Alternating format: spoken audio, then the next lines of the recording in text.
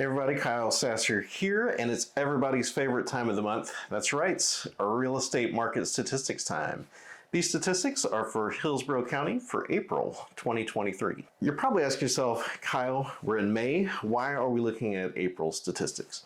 The reason why is because we are usually behind a little bit on real estate statistics. Day-to-day statistics are not really helpful. Week-to-week is also not very helpful because a lot of different things can happen during the week.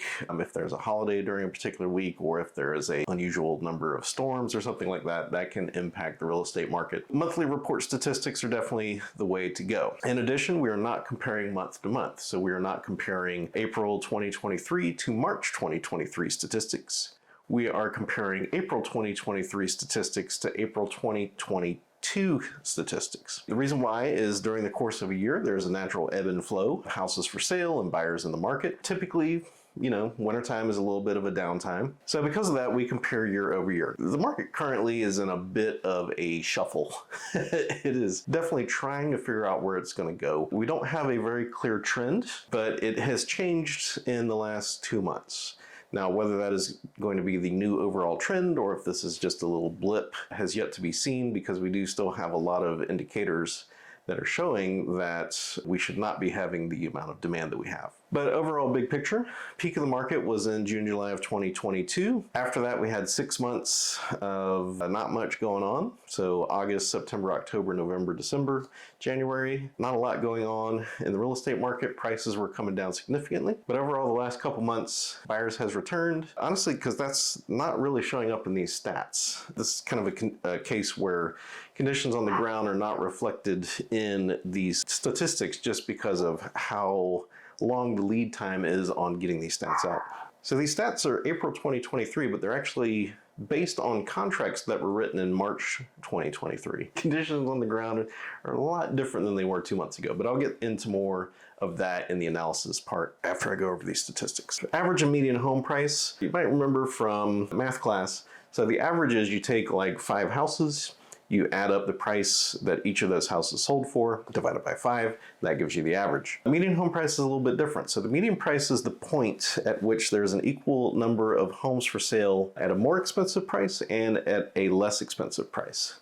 So the median sales price is a more true, quote unquote, midpoint of the market. I also like using median sales price versus average sales price, because the average sales price can be affected a lot by very expensive or very inexpensive houses. If there happens to be like, more $6 or $7 million houses that sell on average, that can greatly affect the average sales price, but still something good to keep an eye on to see what's happened. Total number of closed sales is down 15.1%, total of 1,435. That's down from 1,691. Cash sales is down 39.3% from 499 to 303. Median sales price has held, again, not month to month though, this has held compared to this time last year. Technically it's down 0.3% to 420,000, and that's down from 421,164. The interesting part about that is median sales price has held relatively steady at 400,000 for the last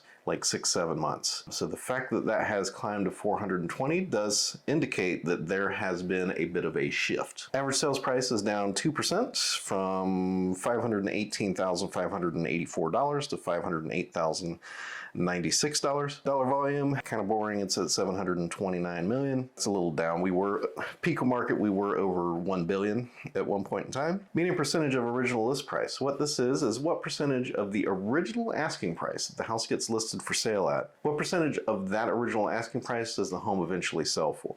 And we are down 4.5% to 96.7%. Median time to contract is up 420% from 5 days to 26 days. And that's significant. The other thing to know with that is we've actually shortened up now, because February 2023, we were at 40 days and we're back down to 26 days now. And we have 2 indications there that demand is tightening up. Number of new pending sales is held relatively steady. It's down 0.8% to 1,674. Total number of new listings is at 1,585, which is down 26.1%. And total active inventory, 2,197 homes for sale, which was an increase of 48.2%. Month supply of inventory is at 1.6, which is double 0.8 months that we had last year. Like I said, market is kind of going a little crazy right now. I'll cover a little bit more in depth in the analysis after this, but basically inventories holding relatively steady. Median sales price is back up. Time to contract is down.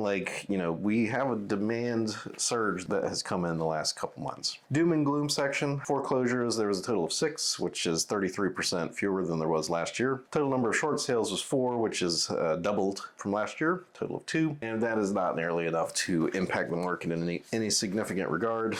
Those predictions of doom and gloom with massive foreclosures and all that have yet to be realized. And I think at this point I could probably stop bringing that up because that was supposed to happen like a year ago. Now, I do like to break down the various price points because the time frames and the buyer pools for $1 million homes is a little bit different than $300,000 homes. Primarily, there's just more buyers that are interested in $300,000 or $400,000 homes than are interested in $1 million homes. So the previous trend over the years has been that there was basically a break at $300,000 or $400,000. So there were fewer and fewer homes under $300,000 being sold and more being sold above that price point. The reason why was that basically home prices had slid up into those new price categories. We've had a little bit of a reversal with that, with the decline in demand after the June-July 2022 peak. Everything is relatively down across the board, but you do still see that break show up in usually new listings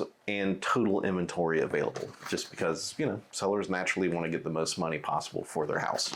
I'll just hit the high points here on closed sales for you. So closed sales, 100 to 150,000. There was a total of 11 in Hillsborough County in April. That is not much, but that is 37% more than there were in 2022. 150 to 200,000 is down 33.3% to 28. 200 to $250,000, there's 65.7% fewer homes sold, total of 24. You can see there that if you're looking at a house under 300,000, there's not a lot going on there. $300,000 to $400,000 though has held relatively steady at 1.3%. Total of 478 homes for sale. 400 to 600,000 is down 19.3%. Total of 505. And those two price categories make up the bulk. That is 1,000 homes basically in those price points. So that is the heart of the market. And it does cover a pretty wide range there, 300 to 600,000. 600,000 to $1 million is down 21%. Total of 211 homes sold, and $1 million or more is down 7.8%, total of 83. So median time to contract by sales price, definitely have some noteworthy numbers here. $300,000 to $400,000 is up 580%, total of 34. 400 to 600,000 is up 360% to 23. 600 to $1 million is up 1,240% to a total of 67 days. Now, that is down from previous months because we were getting up close to 30 to 40 days, and we've kind of pulled that back a little bit, especially that 600 to $1 million spot. Total number of new listings by list price, again, down across the board. Not surprising. So 250 to 300,000 was down 42.4%, total of 91 new listings. 300 to 400,000 was down 24.5%, total of 426 new listings. 400 to 600,000 was down 27.6%, total of 566. $1 million or more was down 13%, which matches the 600 to 1 million price point as well. There was a total of about 450 homes in that price range. Total inventory, which is everything that is for sale, both new this month as well as everything that's been hanging around since last month. So basically we have that break at 300,000. So there's more houses for sale above 300,000, but less than 300,000, there's a lot less. So 150 to 200,000, there was 68.8% fewer homes for sale, total of 10. 200 to 250,000, there was 28.3% fewer houses, total of 43. 400 to 600,000 though, there was 58.9% more houses, total of 750. 300 to 400,000,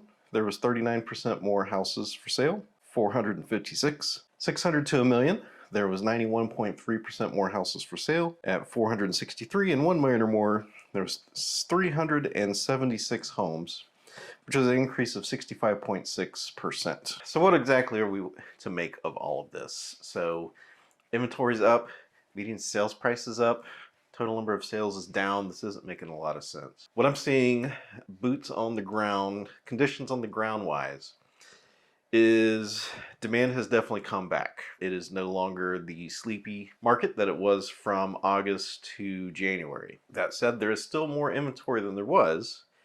And so basically, we kind of have a split market here currently. So we have the newer stuff that's coming up for sale. A lot of that is going to be fully renovated, great pricing, and a lot of that's getting gobbled up super quick. That's what's caused that time to contract to come down. But then there's other things that have been hanging around for 90, 100 days that maybe it's been overpriced and is still on the market. And so that is showing up. When it finally goes under contract and finally sells, that shows up as well. Now, the thing to remember is those older listings, the ones that have been around for 90 or 100 days, those stats don't actually show up in the statistics until they actually sell. And if they expire, they never show up. So yeah, so we kind of have this dual market going on currently. So there's still some deals to be had out there, and we can still negotiate. It's nothing like it was in February to July 2022. We can usually still negotiate for contracts. We can usually get some more favorable terms, but especially in Pinellas County, St. Pete, Clearwater, I have not had a non-multiple offer situation over there for about 6 weeks at this point. So demand has definitely come back on the Pinellas County side of things. And that shows up in the median sales price rising back up to the $450,000 level. Hillsborough County's been a little bit calmer, not as much craziness going on over there, but again, we did see that the median sales price has come up, and so that does indicate that there is more demand over there. Remember, this is also split by housing type as well. So this is all single family home that we're talking about here. Condos are kind of its own separate thing. They do generally kind of follow the general trend, but condos, a lot easier still. Not a lot of multiple offers. On condos, usually maybe one or two that you're going up against. Houses are starting to get like 3, 4, 5 offers, so they could be a little bit trickier now. But again, not as crazy as February, March, April, May of 2022 when we were going up against 30 to 40 other offers on one house. And we are helped a little bit because the inventory is such that there are a lot more homes to choose from. So markets definitely give us some big signals. It's still too early for me to call this a trend. It seems like to me more it's just buyers coming to the realization that this is probably the new normal. Interest rates are not necessarily going to drop back down to 3% anytime soon, which I would be surprised if they would. And honestly, 2% we will probably never see again, just because the ramifications for 2% loans is significant. And I doubt that the powers that be would ever want to get back to that anytime soon, because we're still kind of working through the inflation problems of that. You know, the flip side is, because everyone's like, when's the crash, when's the crash, when's the crash? There's not necessarily going to be a crash. It could just level off and hold. It could very well continue to just keep going up. Like, there's no way to know. I look at this stuff every week, and I generate these stats videos every month, and I can't tell you. And I can tell you for sure that the people producing the reports and the news stories also do not know, because some of the stuff they come up with in those reports is just absolutely bonkers. For example, there's a Redfin one, and they were trying to arrive at total number of rental houses, and they basically called anything that was in a trust a rental house or an investment property. And that's just not the case. Trusts can be used to hold rental property, but the vast majority of trusts in the Tampa Bay area are actually used more for estate planning, long-term health and tax benefits, like all those sorts of things. Like trusts like, you know, John D. Rockefeller, there's usually other vehicles that they use for that. And that report also missed the biggest owner of single-family home investment properties, which is non-owner occupied homes. They completely left that off the report.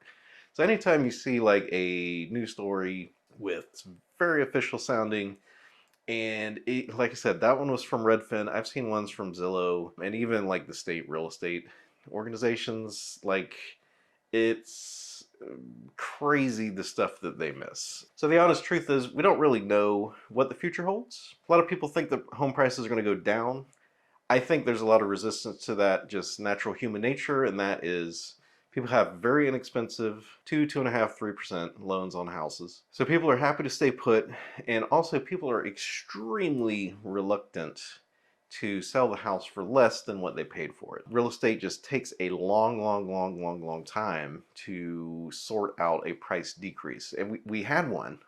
We had a price decrease from July 2022 to January 2023, and like I was calling people and begging them to go look at houses then, because the market was prime for, excellent buyer negotiations. That is not the case anymore. Like, the market has shifted again. Whether that's going to be 1 month, 2 months, 3 months, I don't know. We'll have to see. Long-term prospects are obviously good. People still love the beach. They will always want to be close to the beach. It's just kind of a natural supply and demand thing. But if you're trying to price something out for 1 to 2 years, that is where things get very problematic, and that's basically impossible to predict. In my mind, the best thing is always, if you're looking to make a positive life change, if you're looking to change your circumstances and move from a house that you're ready to be out of, or a situation that you're ready to be out of, and you're ready to buy something that is going to improve your life, the market's going to go up and down regardless of what you do. It's impossible to predict. Keep it within budget so that you're not going to be experiencing pain if the market turns against you. But, make that positive life change. So to recap, demand has come back, at least in Pinellas County. Hillsborough County is still, it's teetering there. But Pinellas County, just expect that there's going to be some competition for purchasing a house now. Hillsborough County is a little bit more wide open, same with Pasco. That's probably going to be the trend for the next few months. But if that changes, you will hear it here first. Overall though, my impression of the market is that it's still downward force. Just the inventory and the interest rates, there's a lot of stuff putting downward pressure on. So my overall impression of the market is that it's a downward pressure still.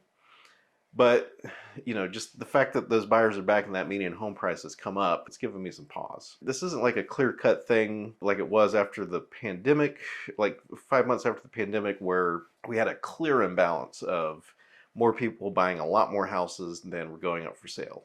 So that was very, very clear. This current setup though, it feels like the market's just kind of, swooshing back and forth. Obviously wintertime is also a period of low demand, probably helped that price decrease as well. But interestingly, the median sales price did build over the last couple months though, slightly, and then it's jumped the last couple months.